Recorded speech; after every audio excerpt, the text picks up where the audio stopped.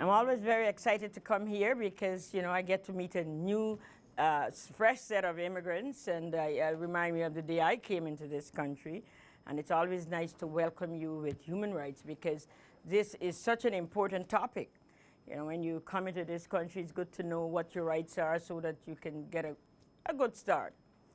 And so I work for the Manitoba Human Rights Commission. I've been there now for about 13 years, and it's a really exciting job because this is like the dream job for me because I get to talk about human rights, and this is something that I don't only work at it, it's my life work as well. So I'm going to give you a brief overview of the code, and this is just a brief overview. We have other courses as well, which is day long and half day long, but this is just to give you as newcomers and as general public what human rights is about and what you can expect from it. So the Manitoba Human Rights Commission is part of the Department of Justice. It is we're civil servants.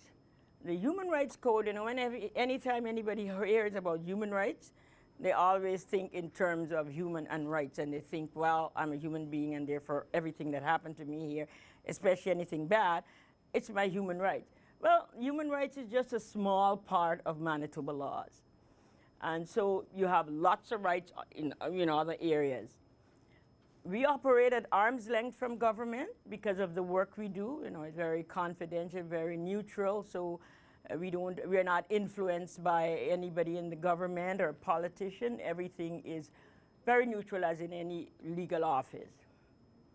We are governed by a 10-member board of directors, and these board of directors are appointed by government. And they are the people who actually make the final decisions when it comes to how a campaign will end, whether it will be dismissed, or whether it will be, they will find, well, yes, there is some discrimination here. Now, the Manitoba Human Rights Code recognizes the Universal Declaration of Human Rights, which states that all human beings are born free and equal in rights and dignity. And it also recognizes the individual worth and dignity of every member of the human family. Now, just to talk a little bit about the Universal Declaration, this came about after the Second World War. I mean, after that, we had the Holocaust, and horrible things happened, and people were being killed and oppressed because of their religion, because of their race, because of their sexual orientation, and so on. So when these world leaders looked back and saw what had happened, they thought, well, never again. And so these world leaders who were very progressive at the time, they came together and said, let's develop a code of conduct so that this doesn't happen again. And so the Universal Declaration of Human Rights would have more than 100 rights, which you would not find in the Human Rights Code because that would be too much. But it's a very important thing for us to remember that why it came about, and the need for us to get along. You know, that's the basis of this. The core values of the Human Rights Code is equality of opportunity. It also deals with freedom from discrimination and harassment, and treating people on the basis of their own merit and not on the basis of stereotype. For instance, I'm here today, I'm from Guyana, and I'm, interacting with you, and you might say, oh, this lady is a very nice person, and next time you meet another Guyanese, you say, well, Guyanese people are nice people. That would be like a stereotype right there, because, you're taking one bit of information and then paint everybody with the same brush. And a stereotype, whether it's a positive or negative, is still a stereotype, and I believe this is one of the things that treating people on the basis of their merit and not on stereotype is so important. Because, for instance, I'll give you an example. There's a stereotype that Asian people are very good at maths and figures, and they're good at maths and figures. And so now if you're somebody looking, say, for a social worker, and a person come from a Chinese background or Asian background and say, well, I want to be a social worker. Now, because you have an idea in your head that, I think they will be better at accounting or something to do with mathematics, so I'm not going to really consider this person. So although it's a good stereotype, you might think it's a good stereotype, that can prevent some people from their, from their full expression of themselves. So, I feel stereotype is at the root of all the discrimination that's happening, or the basis of it. So when people hear about human rights, we generally feel, well, as I said before, like I'm a human being, anything bad happened to me, somebody say, hey, you're what kind of example I can give you? Anybody say, well, you're an ugly person, and I don't like you, because you might say, well, that person hurting my feeling, and it's against my human rights. Not really, because human rights doesn't cover everything because you're a human being. So, and it doesn't cover every area of your life. Human rights code prohibits unreasonable discrimination and harassment in the following areas: housing, public services, and employment. Now I go back to housing. Is if, say, you are looking for housing to rent, or you are living in a rental suite, your human rights apply there. It doesn't apply really in your home. Whatever you do as a family in your home, it doesn't apply there. But if, say, for instance, you are a person, say you're an immigrant and you cook a particular kind of food that smells like curry or something, and your neighbors are harassing you because of that, that would be something that we can look at. Or you can complain to the landlord and say, listen, I'm not doing anything. This is my food. I'm trying to cook it. And my neighbors are saying my food stinks and all kinds of things like that. So that would be something we will deal with, because that could be discriminating against you because of your nationality or your ethnic background, because your food is all linked to that. And so if another example is if you go to rent a place, and maybe they see the look of you, you're a newcomer, you come from certain countries, they might say, well, no, the apartment is gone. And then a couple of days later, you see his advertising again. And then you might come to the conclusion that this person did not want to rent me, and I don't know why. Maybe because I'm an immigrant, maybe because I came from China, or maybe because I came from Africa. And so that's how complaints begin, from a subjective point of view. So that is how housing is relating in the Human Rights Code. Now, a public service is any service that is open to the public. This place is a public place: schools, hospital, the malls, police station. These are all public service. And when you go into these places, you have an expectation of being treated like they treat everybody else, and not get any kind of differential treatment. The next one, I think, is off the page here, is employment. Employment meaning full-time, part-time, term, foreign workers when they come in the country. We all have human rights when it comes to employment, to be treated with respect and not discriminate on the basis of any of the protected grounds, which we will get to in a few minutes. So what are the responsibilities we have at the Human Rights Commission? We have basically three main functions. One is to provide public education. We have a policy of getting out this word about human rights as a resource to the community, to as many people, or everyone. So promoting public education is a huge part of our work. And we do that through, this is a public education. This one is a free education that we provide, and I go to many places, schools and other community organizations, to do this presentation to ensure that they know what their rights are under the Human Rights Code. we promote human rights by, we have conferences. We have, in fact, we have a youth conference coming up soon. We usually have 3 youth conferences a year, one in Winnipeg, one in Brandon, and one up north, because we want to make sure that it is accessible to as many students as possible. And so we also have public service announcement, which would be sometime air as a PSA on television or radio, talking about human rights. And then we enforce the provisions of the code through its complaint process. And I would say this takes up most of our time. That means you bring a complaint, we investigate, we mediate, or whatever we do, we have to find a solution, an answer for you. So that's the process. You bring a complaint, and then we do whatever we have to do to get you an answer to know whether that was discrimination or not. And through these activities, the Commission attempts to reduce discrimination and promote social change, leading to equal opportunity for all. Now, we are not right there yet, but we are steadily working, and hopefully one day we might not even need the Human Rights Commission, because people would learn to get along and treating people on the basis of their own merit and not on the basis of any stereotype. So what is discrimination? It's when you are being treated differently on the basis of your individual or presumed membership, or in association with some class or group of persons, rather than on the basis of personal merits. So as you can see, personal merits is very big.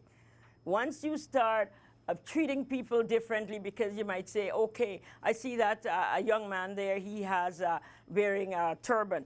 And so you try to say that, okay, people will seek this and this and this. And so you start treating him differently. So that will be a discrimination. You look at a woman coming and asking her, well, do you have children? Because if she has children, you might say, well, I don't want to hire somebody with a child. So you're treating her differently because she has children. And so this is differential treatment. That's one half of the definition of discrimination under the Human Rights Code.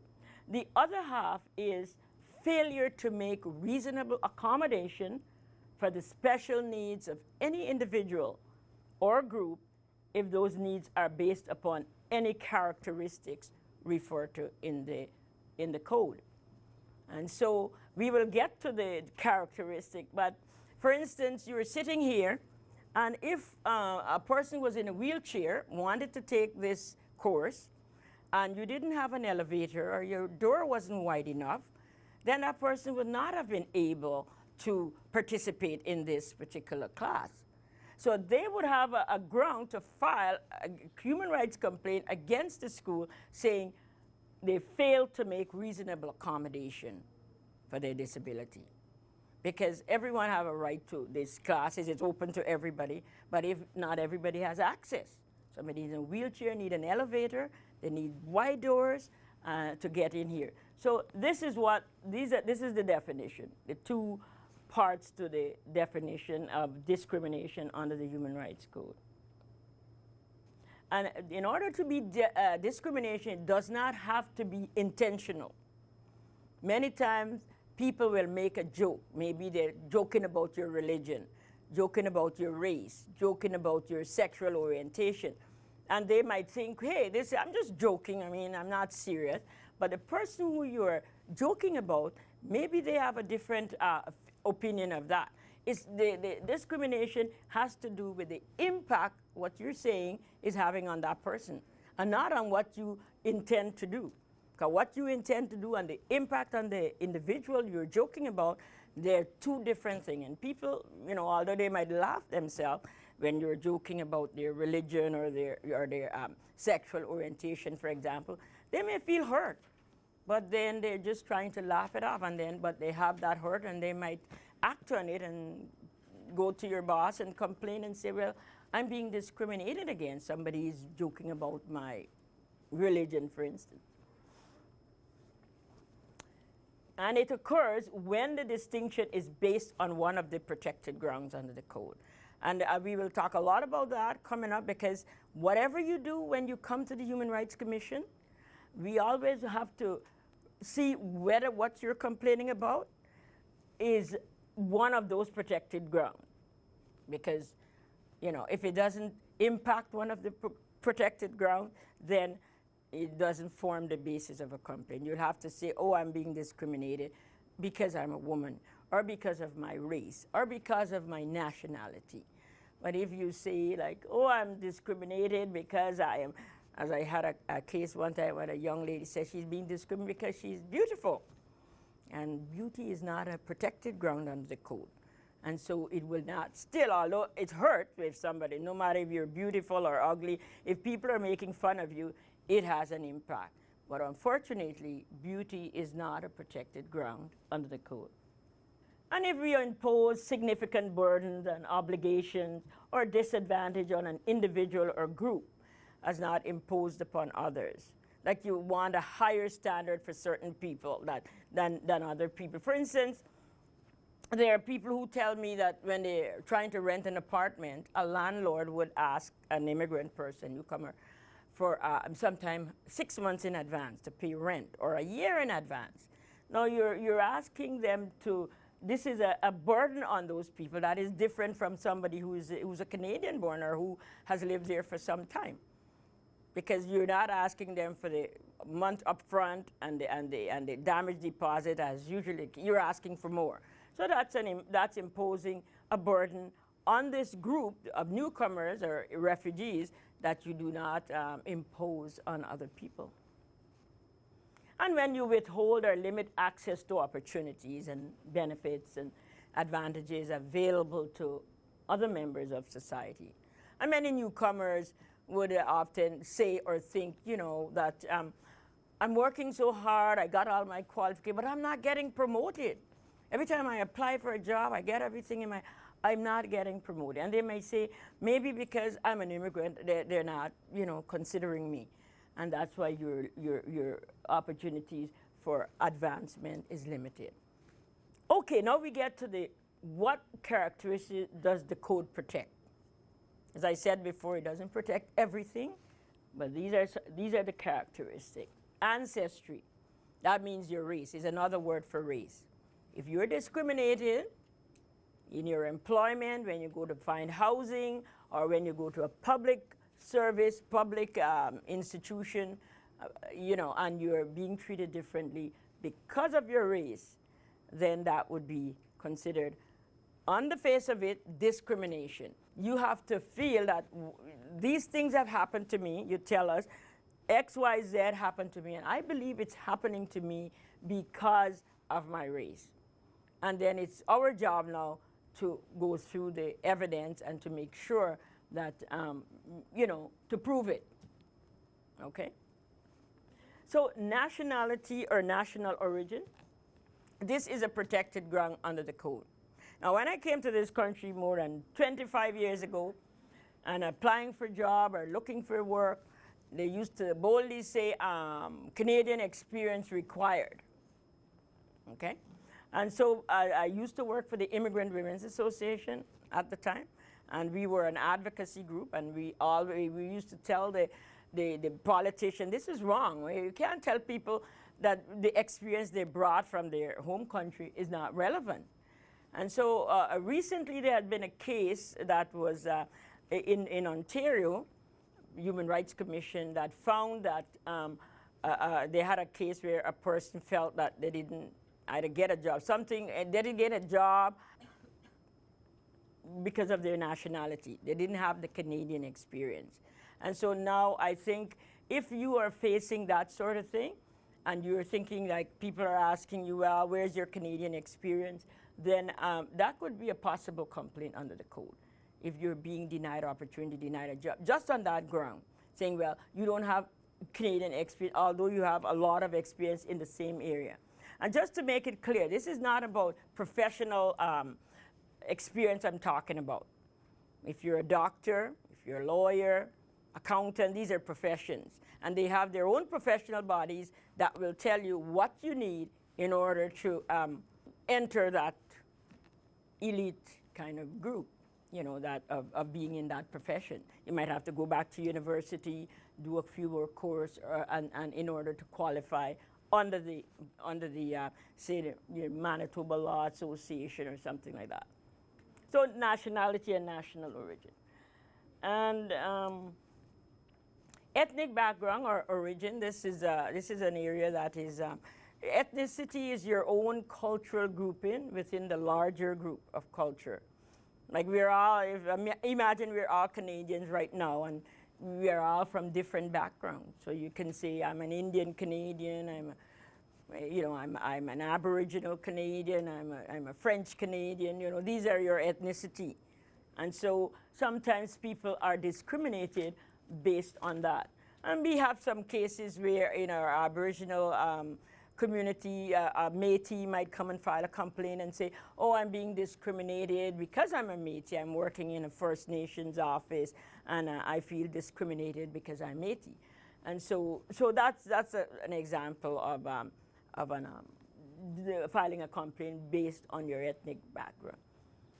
Now, religion, creed, and religious beliefs, association, or activity.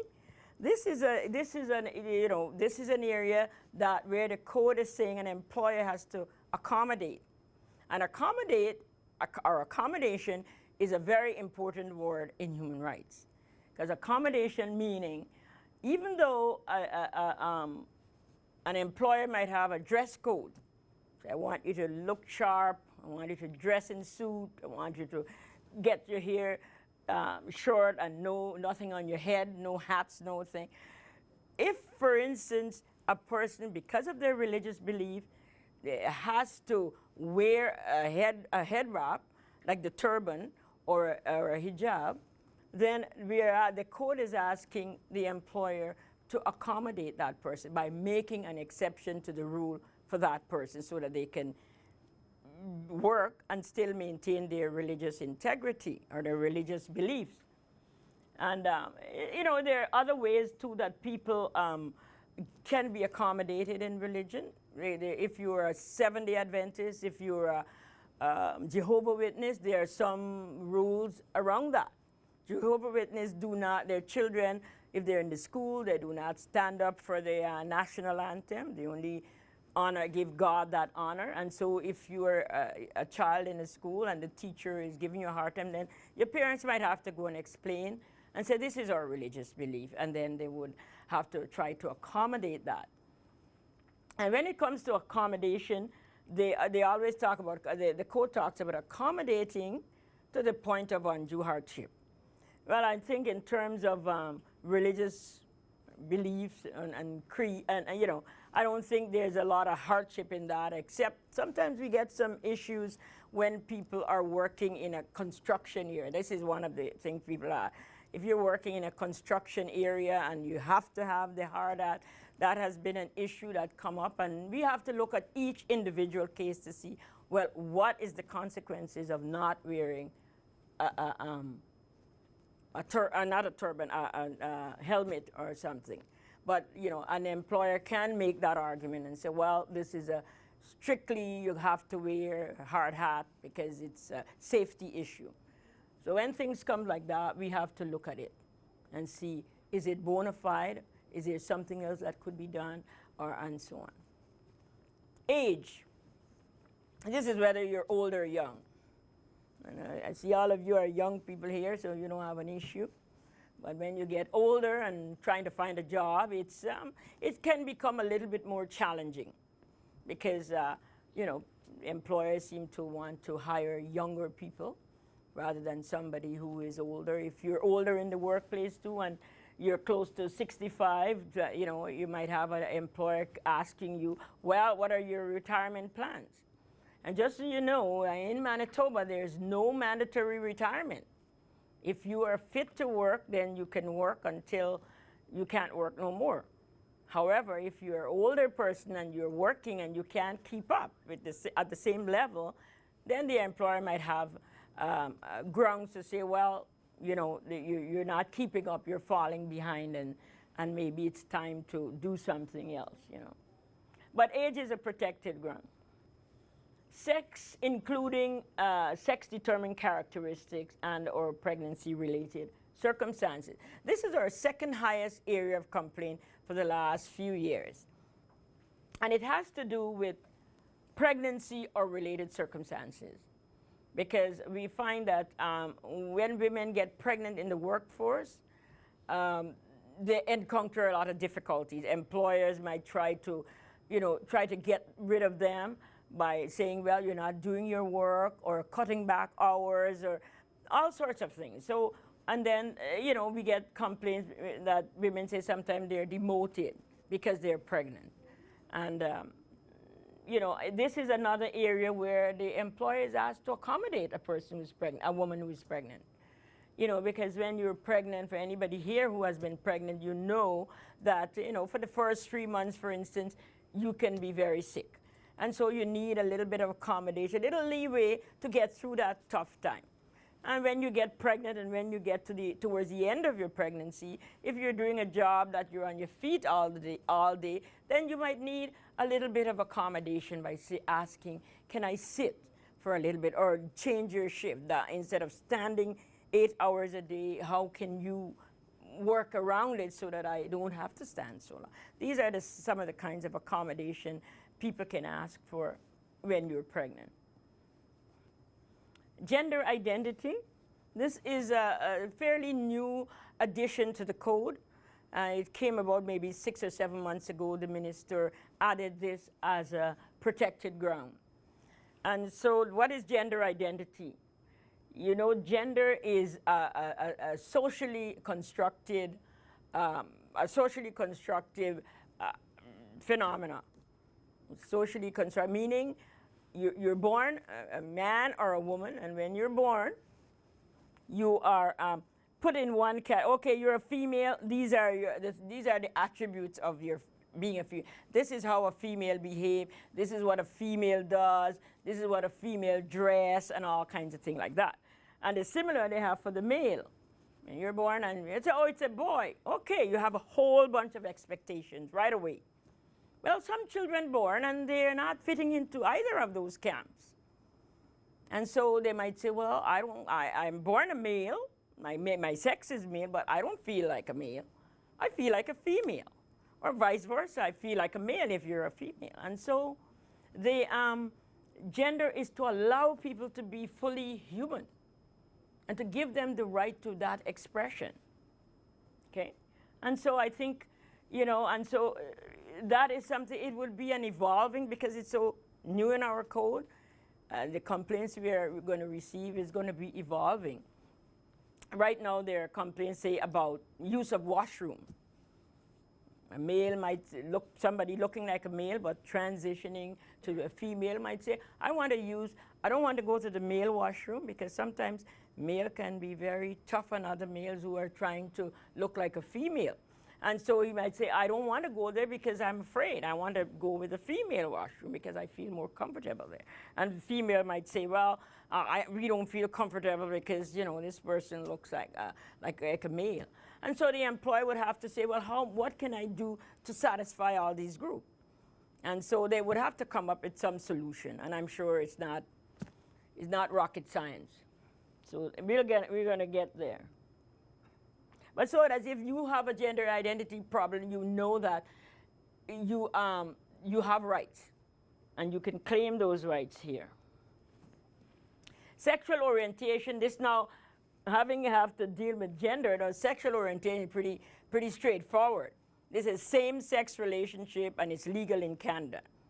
It means you're a female, two female or two male decide that they're going to have a relationship.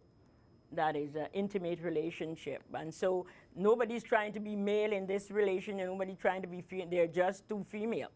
And so it's a little bit different than gender, so that you know that different. And if you're being discriminated because of these things, then you have a place to file a complaint. Marital or family status. Doesn't matter whether you're married, single, widow, divorced, you have the same rights to get a job, to get a house, and to, to be participate in our society on equal footing with everybody else. However, in this marital and family status, it can be linked to pregnancy-related circumstances in the fact that if you're a woman with small children, you might find it might be a challenge for you to, you know, to get a job easily too, because sometimes the employer may look at that and say, well, if she has these 2-year and 3-year and they're in the daycare, what happens if they get sick? What happens if they suddenly, you know, something happened at daycare? Somebody got to rush for them. And then they look at all that, and sometimes, you know, that could be like a negative thing, and then can be a reason to discriminate against a woman with small children. But what the code says, and this is important, that when you go for an interview, it asks the employer not to ask you any of these questions that are protected under the code. Because the only reason they're going to ask you these questions is to discriminate. But they should encourage the employer to ask you bona fide question, meaning question that is relating to the job. You're going for it to be a typist. How fast can you type? What is your work ethic? What is your, you know, whatever, you know, what is your experience in that? And where did you, or how many years you had experience in typing? So those are really questions pertaining to a job. But when they say, well, are you married? How many children do you have? And do you have daycare? Why are they asking that? You have to ask yourself, well, why is this important? And if they ask you that, it is important enough. There's something behind their head why they're asking it. And so they're encouraged not to ask that. And people ask me, in some of the classes that I've given this presentation, I said, well, what can I do if someone asks me, I mean, like how many children I have, for instance. And I said, well, I don't even know. If they ask me, I don't even know what I will do, because you have two choices. You can answer it, or you don't answer it. And if you say, well, again, if you say, well, this is against my human rights, the employer might watch you and say, well, you already know too much of your rights, and then you go in another pile. And then if you say it, and then you say, well, I got 2 children, and if you didn't get the job, you see, if you didn't get the job, you can then file a complaint and say, I didn't get that job because they asked me how many children I have. I told them I had 3 children, and I feel that's why I didn't get it. You would have a case there to file. This source of income is relating to housing, because as newcomers, when you're here, you just come, you want a house. You're not working, maybe. Where is your income coming from?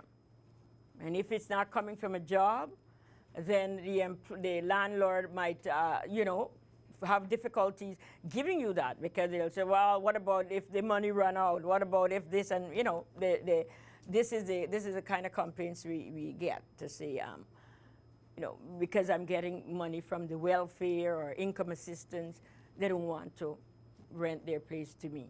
And that would be a discrimination based on your source of income, because the code says no matter where your income comes from, once it's legal, no, you should not discriminate against you. Political beliefs, oh, that's straightforward. Anybody, it's a free country. You have freedom of thought and freedom of expression. But I mean, you just have to be sure you don't let your own political belief use that to discriminate against others. Disability, and this is our top area of complaint. One of the top protected grounds, I should say, where we get disability in employment is where we get a lot of complaints. And that could be physical or mental disability. And there's a lot of, you know, you can have personality disorder, social anxiety disorder. You can have, you know, a lot of our newcomers sometimes come in this country, and sometimes you know, you get the first job at a factory and you're working hard, and you know, they're not training you properly, or you're not taking care to know how to move your body, and before long you see you got a back a back or your shoulder gone out, and you become like a person with a disability now. And sometimes and then when that happens, the employer is asked to accommodate you to the point of undue hardship. So and many times some people go on WCB, that's workers' compensation, and then they come back to work on light duties. And so the employer, they don't look kindly at all this, and they try to, and so disability, many times they would try to see how they can, what they can do in order for you to terminate your services or to terminate you, because now you're a damaged person with these kinds of disability. So, if you're a person with a new thing now that we're seeing more and more of is service animal. Some people have service animals to help them cope with depression and anxiety. And so many people might say in an apartment, no animals allowed. Well, service animals, including a seeing eye dog, these are not considered to be, pets. These are working dogs or working animals. And so what you need to do is to get your doctor to prescribe something like that, and then you take that to the landlord or to your work, if that has to be at work, and tell them you need accommodation. Whenever you're into any situation that you have a disability, the thing is to work with your doctor and your employer. Your doctor would have to verify that what you're saying, like if you say I got my shoulder or my back or I have a mental illness, a doctor would have to verify that. And then when you get that, you take it to the employer, and then they ask for accommodation. And social disadvantage. This is also a new protected ground that was added in the code in the last 6 or 7 months. And this has to do dealing mainly with people who are, they're poor and poor, they don't have a high education. They're very, maybe they have suffered some kind of homelessness for a while, trying to get back into society and getting jobs. Maybe they may not. They appear for an interview but may not have the most fancy clothes, and people might just dismiss them. Those are the complaints. That person can come and say, well, I didn't feel I was treated with respect because of the way I look, because I didn't have money to buy new clothes or whatever. And so we will take that sort of complaint if they said it's because of their social disadvantage. So this is the anatomy of a complaint, of a discrimination. It has to be in an area, employment, let's say employment. It has to be some kind of differential treatment.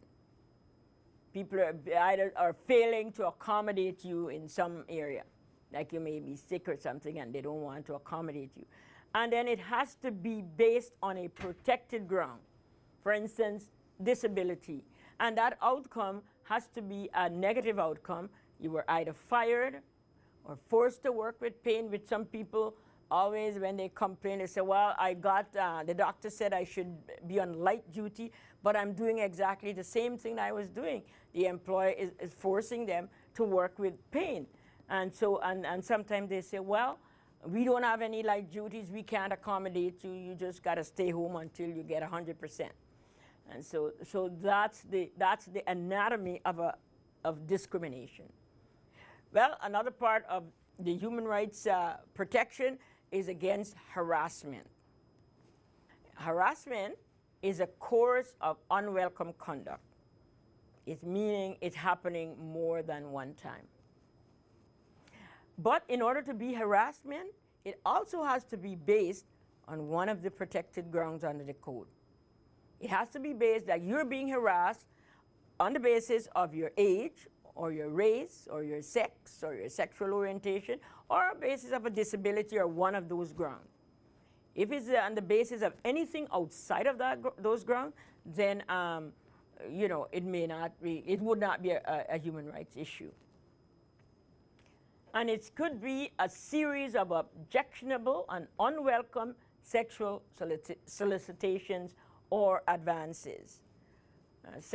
This would be like sexual harassment. And most of the complaints, though I know women can harass men, and most of the complaints we receive is the harassment of women by men a lot of the time in the workplace. And so when I talk about sexual harassment, I always try to focus on what women go through in the workplace, because they're the ones that are mostly targeted in the workplace.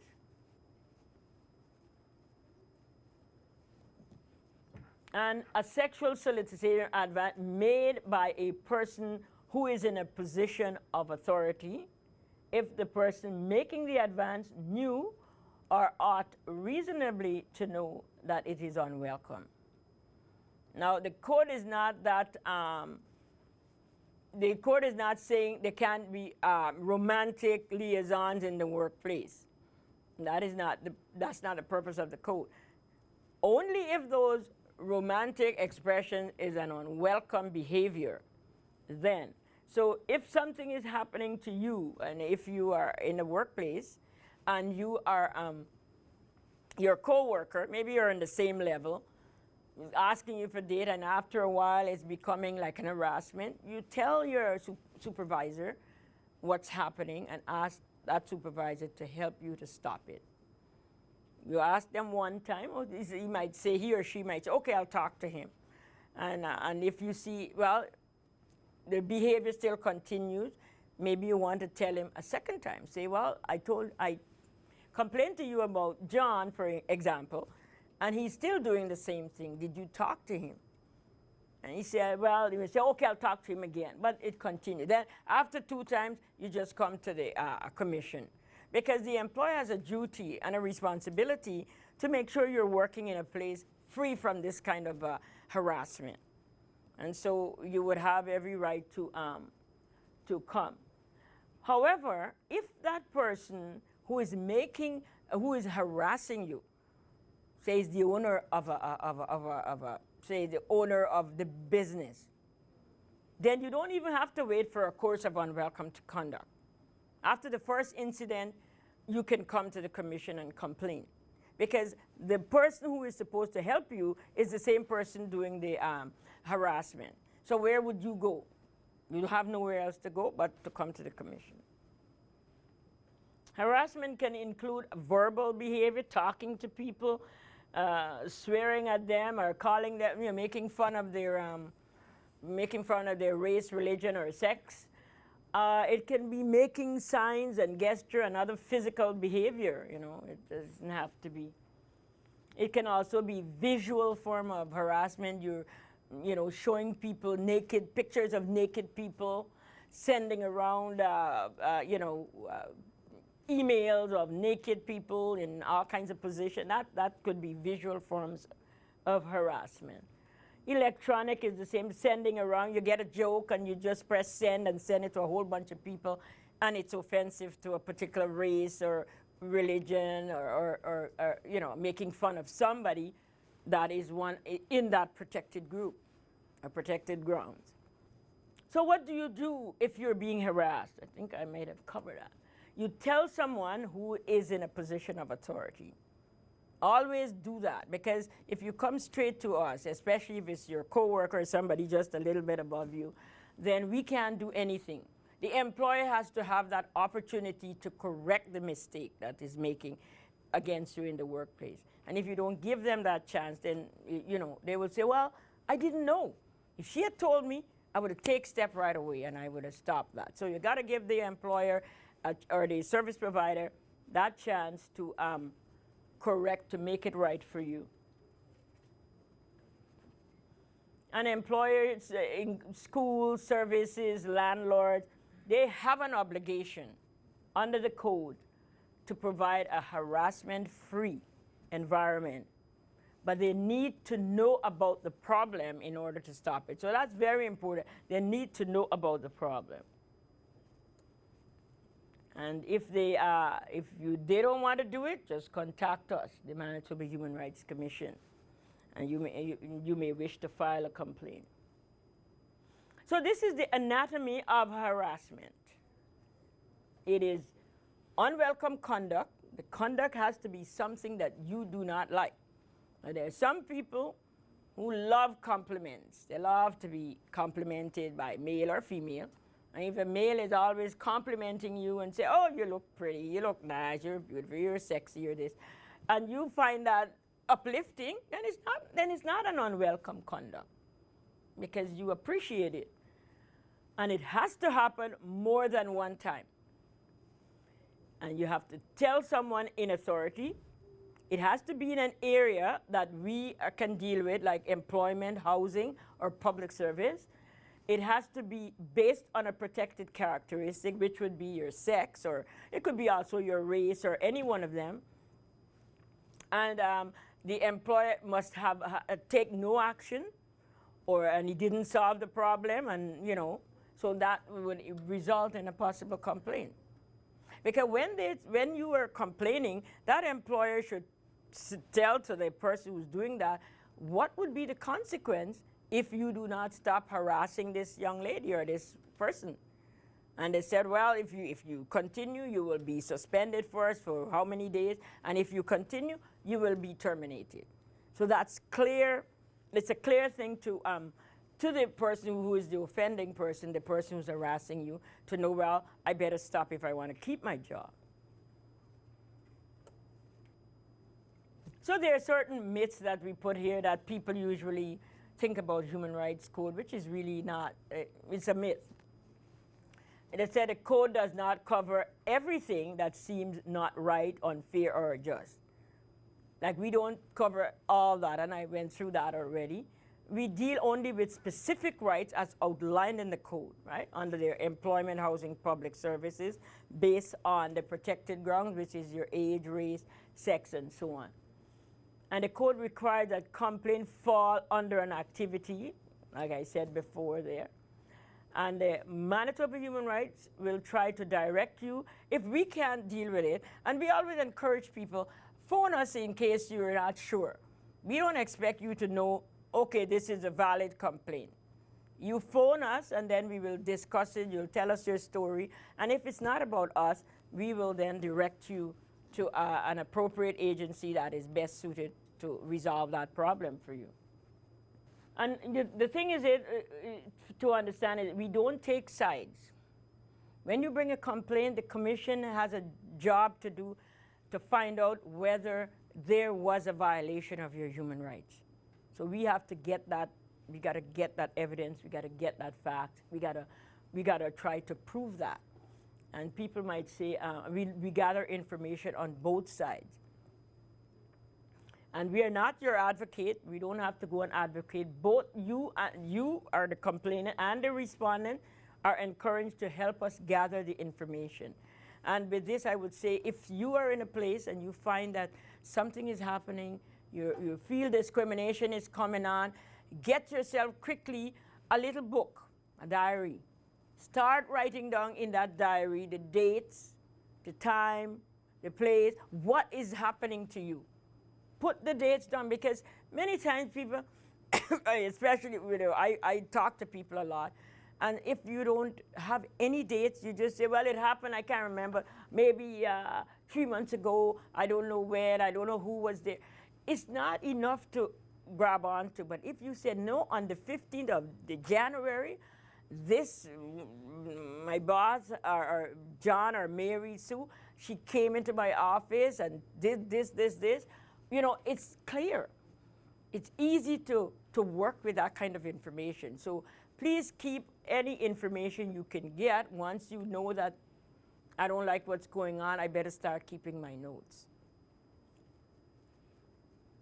Staff decides the outcome. We don't decide on the outcome of a complaint. When an investigator investigates, they would gather the facts, and then they would write up their report.